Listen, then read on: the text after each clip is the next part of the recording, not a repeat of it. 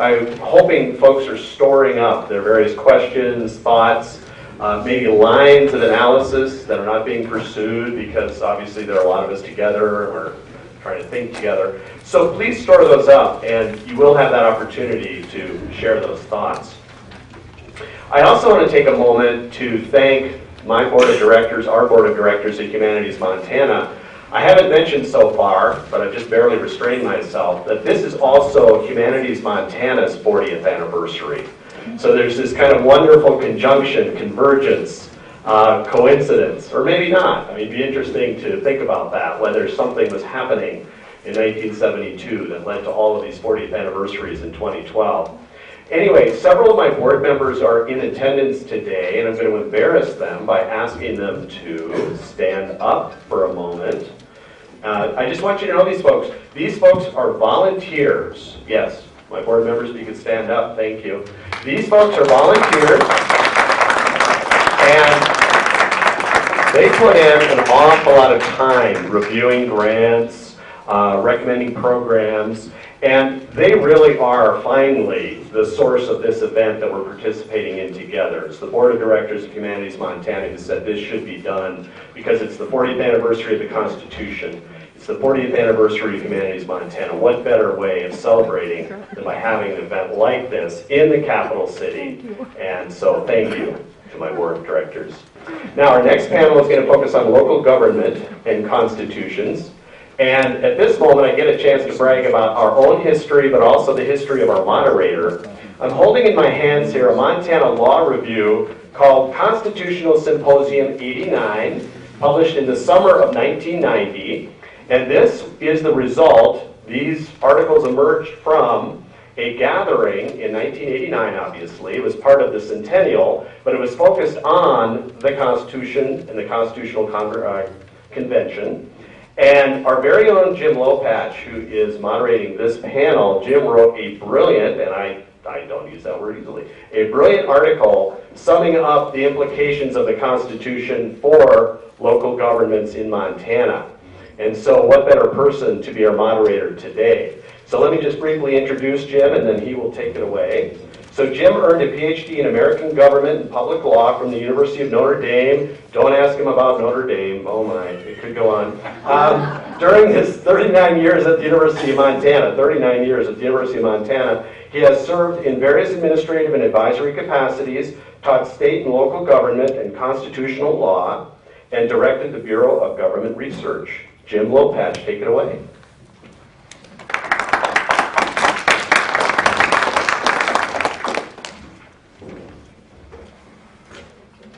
Thank you very much, Ken, for introducing myself and the panel. And I'm very glad to be here with you this morning and see people who I've known for many years, many in the capacity of local government. In that sense, it is a little bit like a reunion. It's also really pleasing to be at Carroll College, which is my alma mater, and I think Ken's alma mater, and it's a wonderful school, trying to influence my granddaughters to be interested in it. And it clearly provided a fine foundation, personally and professionally, so I want to say that about being here at Carroll. I returned to the state in 1973 without a job, wanting my children to grow up in Montana under the new Constitution. And then I was hired at the University of Montana in political science. And I immediately began to work with many in state government, like many of the Constitutional Convention delegates no longer with us, that the delegates are kind of a constitutional hierarchy, and in the Catholic Church, of course, there's a hierarchy, and there's a saying of being of happy memory, which means that you have passed on. And so many of the staffers are of happy memory, as many of the delegates are of happy memory. But I was part of that wonderful time of working to implement primarily the local government article. So I helped to write the legislation, and I have worked with hundreds of study and charter commissions throughout the state. And so since my return to the state in 1973, the Article 11 has clearly been part of my professional life. With me today are two fine panelists, very well qualified to carry out the role that I've asked them to do. First of all is Dan Clark. I'm going to give the overview of Article 11, which has been handed out to you. That's far more than I do to my students. I do not post my notes or hand out my notes, but I have handed out to you my notes. And then Dan Clark, who is the director of the Local Government Center at Montana State University, and has worked with local governments on many technical structural problems now, and really understands Montana, understands local government. He was mayor of Shoto, and he directed Montana Horizons, kind of a modern rural poverty program, where he really got to know the state and the diversity in the state, which is going to be important for his presentation. He's going to talk about the structural aspects of local government pursuant to the local government article. And then Bill Bronson. And of course, Bill Bronson's primary qualification for being here is that he's a former student of mine. But more than that, he has a Master's of Public Administration from our department, law degree from the University of Montana. He serves on the City Commission in Great Falls. He was a local government study commissioner in Great Falls. And he's a practicing attorney who's done an awful lot in the area of self-government powers. And that's his role, is to talk about the powers aspect, not the structural aspect, but the powers aspect of local government pursuant to Article 11.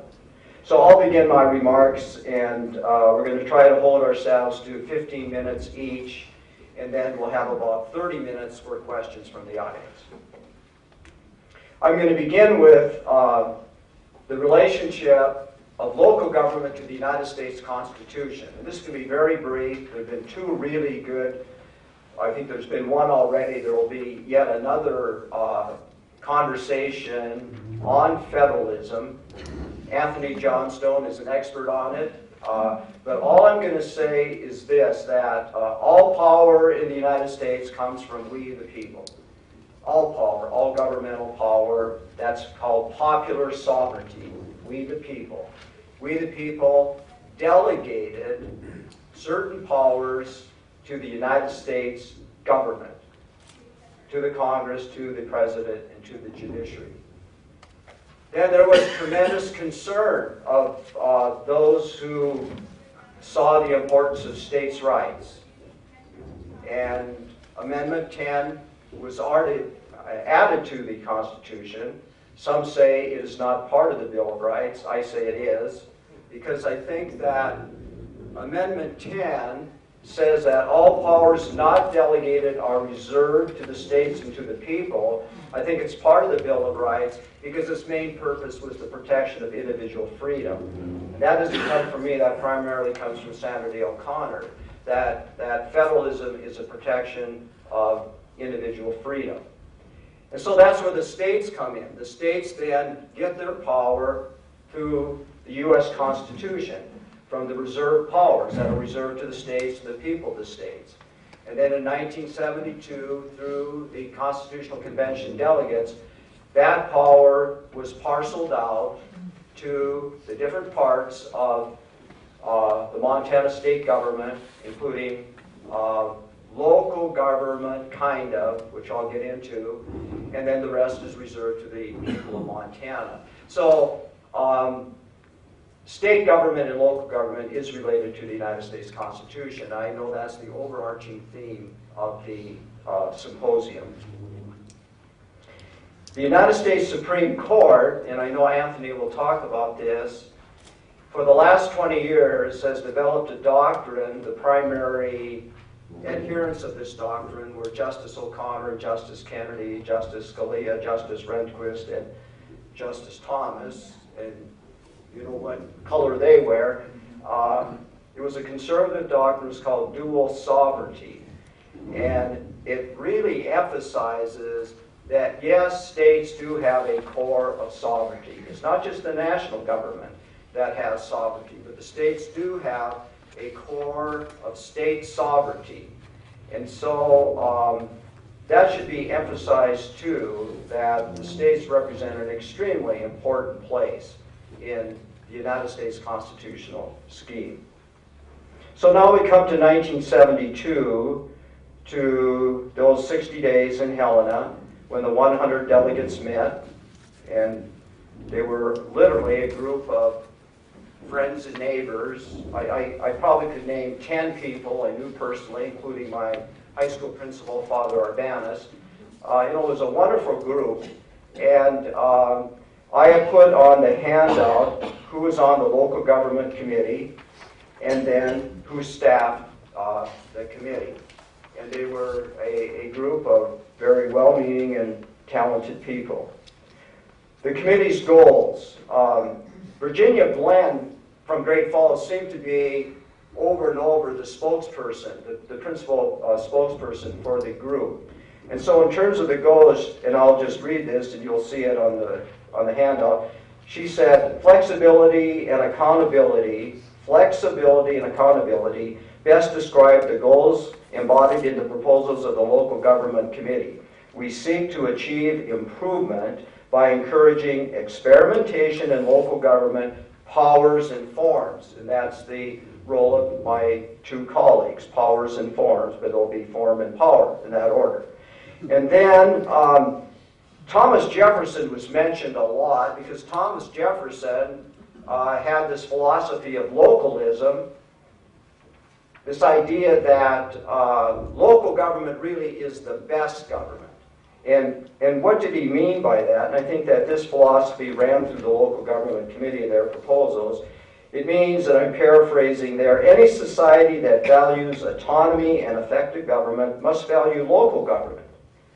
And so they really saw that local government was an important part of government overall. And then, I think very importantly in terms of their goals, that they were consistent with the overall goals of the whole convention. Just like the whole convention meant to bring enhanced responsiveness and democratic government to the state, the local government committee meant to do this for local government, just like the total convention is doing it for state government. They had 4 special concerns. When I go through and I did this years ago, I didn't have to do it again, because I researched and wrote a lot about the local government aspects of the Constitution, that 4 special concerns stand out. And I'm going to go through those now. First concern, existing structural uniformity of 56 counties and 126 municipalities. Given the diversity of Montana that many of us have lived and experienced, they thought that, isn't it strange that 124 of 126 municipalities have exactly the same form of government? Why is that? Because there's this idea that government should be adapted to the political culture, the political environment of each community. And that just doesn't seem right. And then 55 of 56 counties had the same form of government. And the only outlier was Petroleum County. I think the most recent and the smallest county had a county manager form. And the manager did everything.